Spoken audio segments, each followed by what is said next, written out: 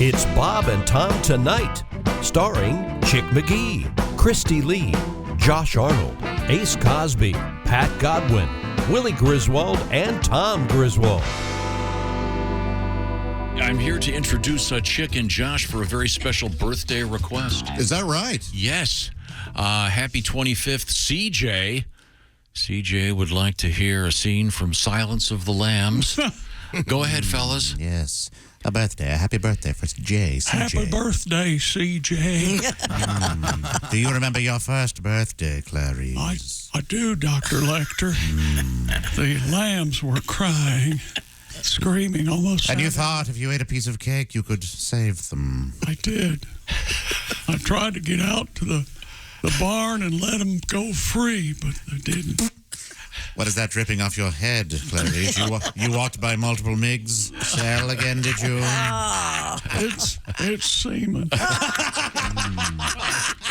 I apologize for the rudeness. Too literal of an interpretation. Too much? Of Silence I of the don't Lambs. understand why you haven't wiped it off yet. All right, could we get back to these, Joe? I'm so Happy sorry. birthday, CJ. When we left you, you asked for it, CJ. To you. Happy birthday to you. Here we go. Dear CJ.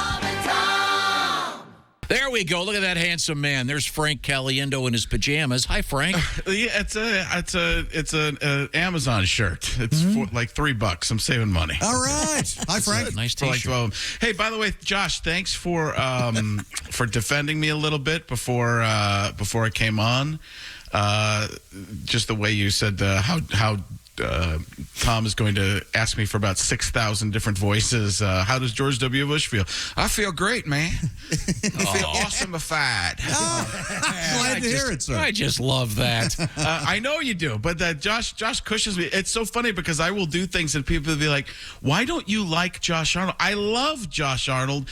He's just the one I'm the least afraid of in the studio, so I pick on him the most. It just gives me a chance because he'll laugh at it, and then he'll sneak in little things, like killer jabs at you that you don't even realize he got you with until after the show. You're like, "Oh my God, Josh, that was a great joke." He'll be like, "I know."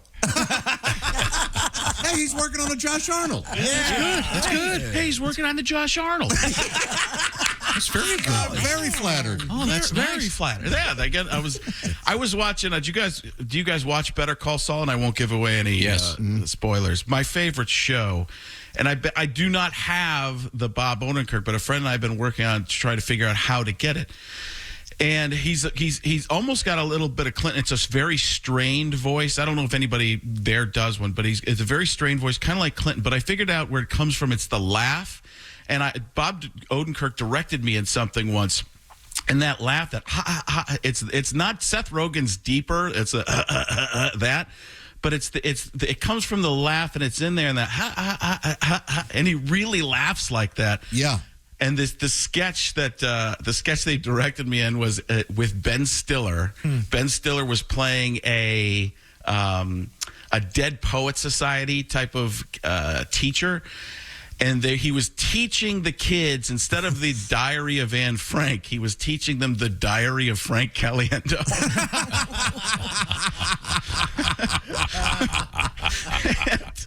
I mean, it was a joke. It was really making fun of me, but I was like, this is great. This is hilarious. And then the end of the show, it was a show called Birthday Boys on Independent Film Channel. And at the end of the show, it's him, Ben Stiller, just telling me stuff like, "Okay, now you're Adam Sandler at a grandma's funeral. I'm sorry, I don't want to see you go, Grandma. I wish you were still here." So that's just my topicality with. That's how I tied into Bob Odenkirk. Frank, are you getting ready for the NFL season? Of course, yeah. I again, these are impressions that are kind of in the works.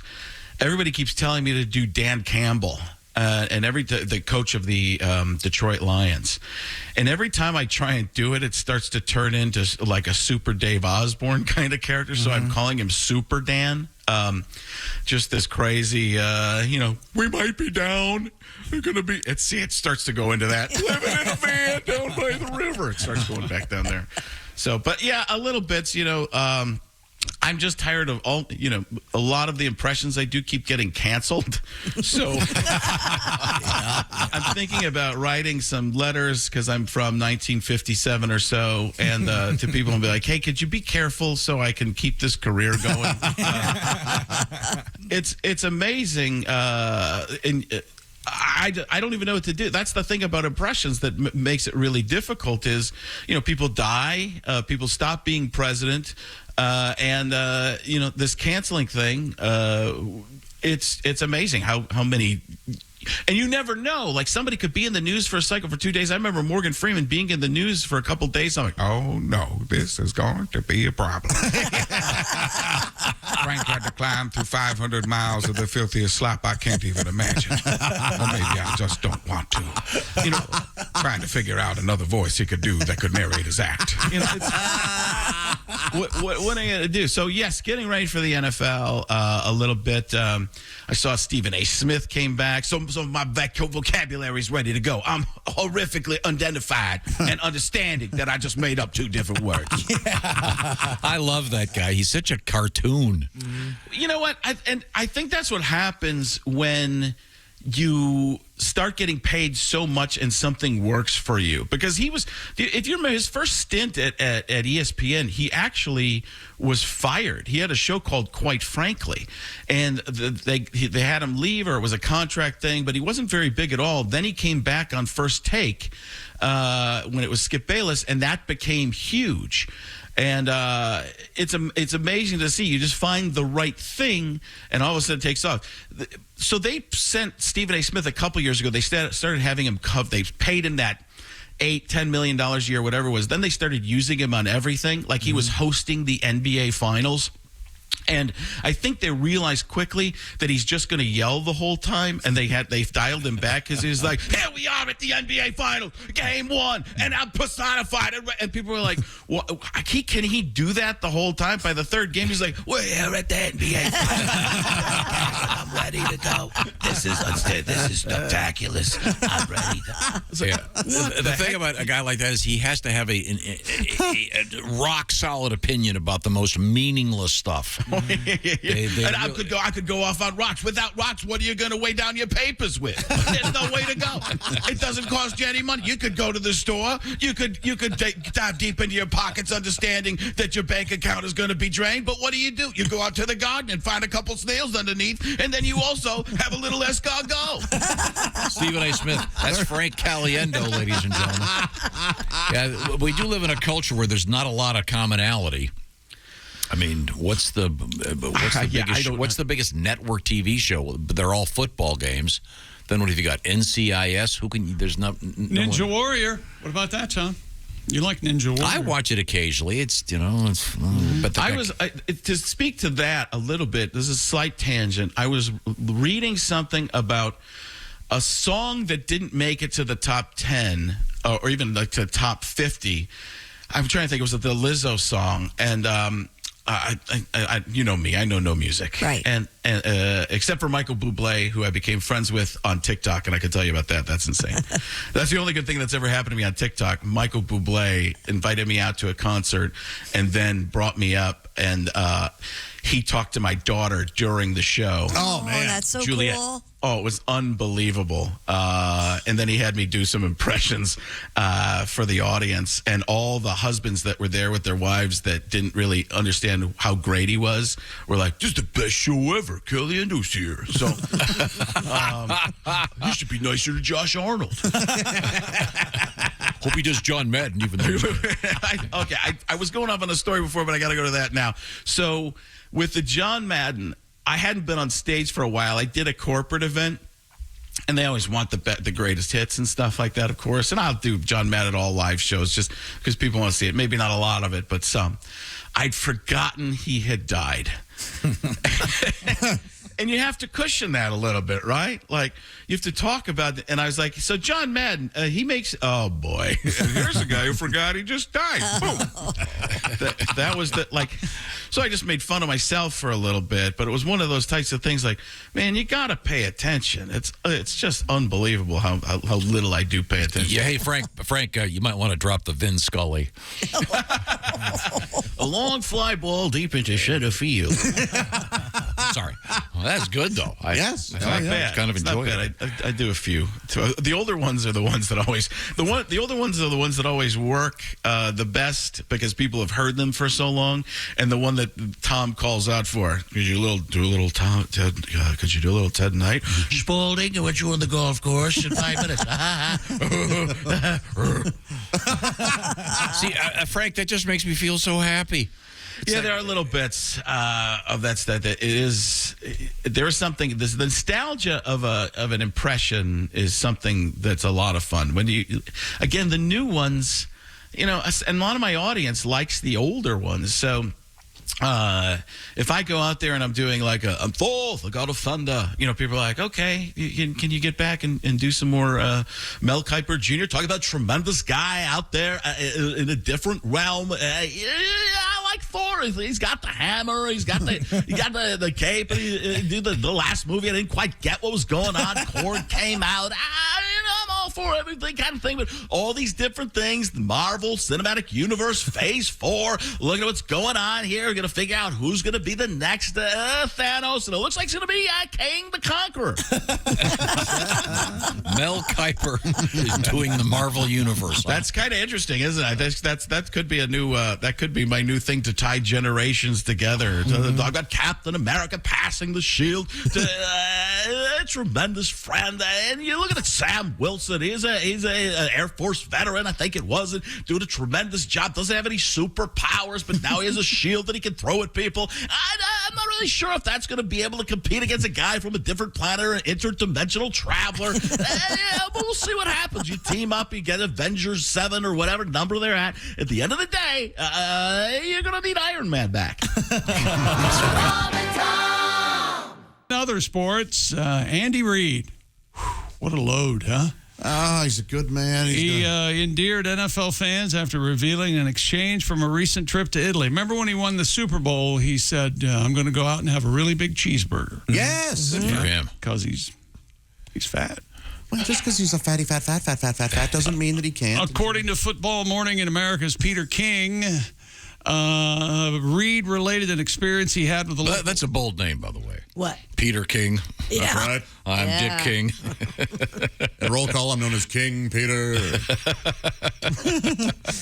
Reid had an experience with a local while on vacation with his wife during the offseason. Dick King is one of the rare names that's a noun and a verb. Mm-hmm. Yeah.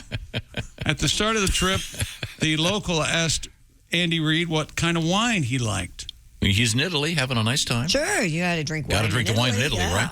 The coach replied, I don't drink wine.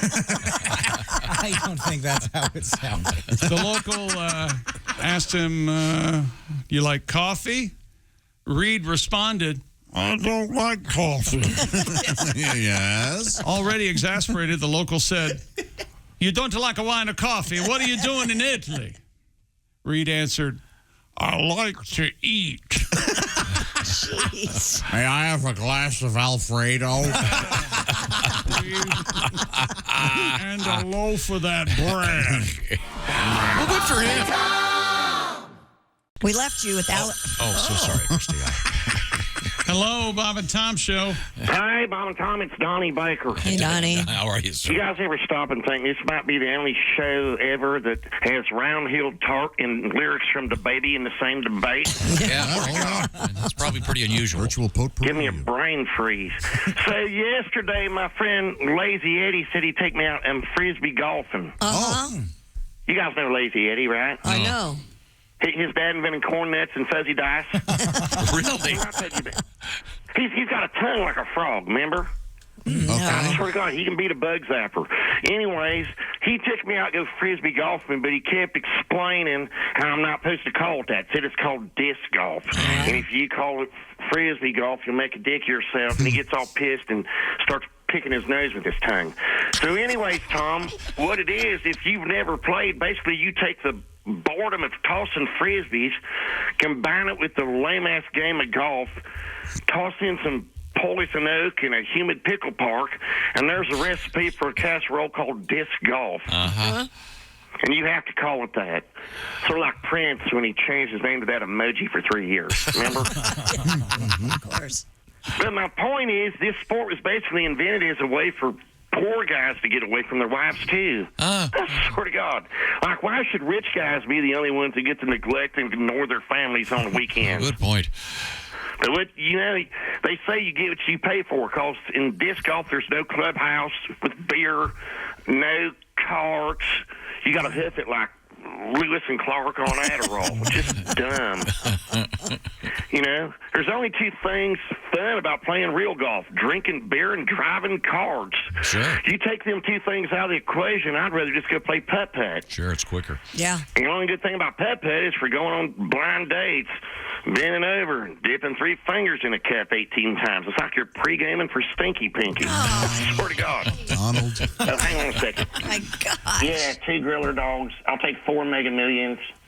Yeah, with multipliers. What, I look like a rookie? Let me have 7 of them, mate.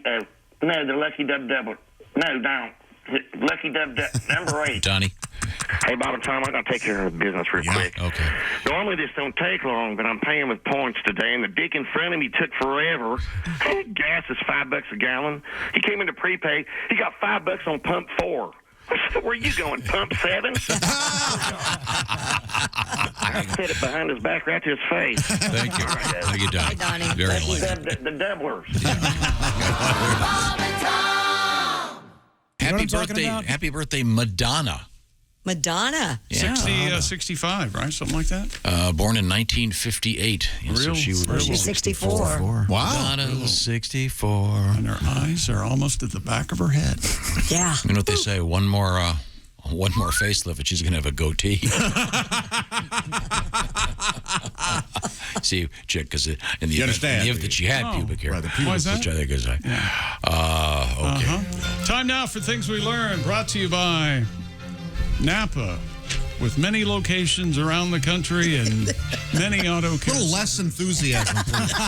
I got a correction already. It was Napa. Al Capone died 7 years before the Stratocaster was invented. I thought there was something Joke off still worked, though. about that discovery. Maybe it was a Gibson. We started the show today with Tom's fabulous record offer. We don't hear it all that often. His grunting. Oh, yeah. Pat Godwin started yoga class. He's Sore. 3 times a week, 3 right? times a week, yeah. nothing So Saturday. when's this gonna land I you in gave the it 2 weeks. hospital? Next week? No way. This is going to help you out in every way. Thank you, Josh. Hey, Ace. Very supportive. I'm proud of you, Pat. Ace is heckling you, buddy. Yeah, I heard him. Mr. Slim over there. Oh, yeah, he's in shape. I can jump higher than you can. I doubt it. Oh, we have to have a jumping contest. Trust me, you can't. Done. Can we get one of those things? Yes. Not unless there's a coupon on the NFL ceiling. Combine? Yeah, that's right. Pat said The combine. Ace will win if they put a coupon on the ceiling. Chick, it's the same thing at the Combine, but it only goes up to 6'4". Yeah. You don't need all 10 feet.